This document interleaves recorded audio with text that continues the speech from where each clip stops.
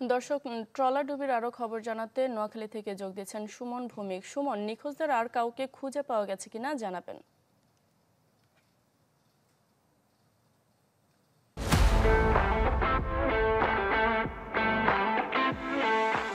আমরা আসলে গতকাল রাতের প্রায় 12:30টার পরে নানাভাবে খোঁজ নেওয়ার চেষ্টা করেছি। সেটি যে খবরটি পেয়েছি সেটি হচ্ছে এখনো পর্যন্ত প্রায় ৩ জনের মতো নিখোঁজ রয়েছে, এরকম একটি তথ্য পাওয়া গেছে। এটি আসলে একেবারে সমর্থিত তথ্য না।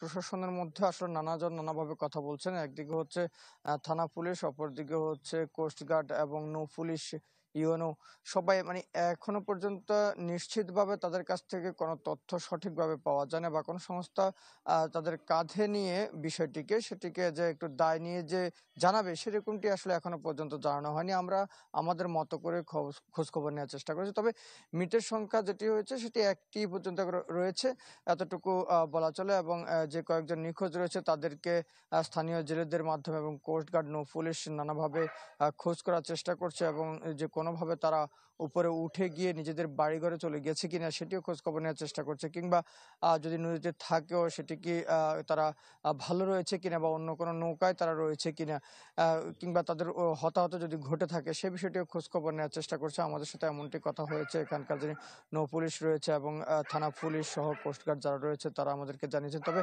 কালকে সন্ধ্যার দিকে মূলত তাদেরকে উদ্ধার করা হয়েছে। যে কয়েকজনকে গতকালকে উদ্ধার করা হয়েছে সেখানে ৩১ জনকে উদ্ধার করা হয়েছে। এর মধ্যে একজনকে উঠানোর কিছুক্ষণ পরে তিনি মারা গিয়েছেন, তবে তার নাম পরিচয় এখনো পর্যন্ত কেউ নিশ্চিত করতে পারেনি।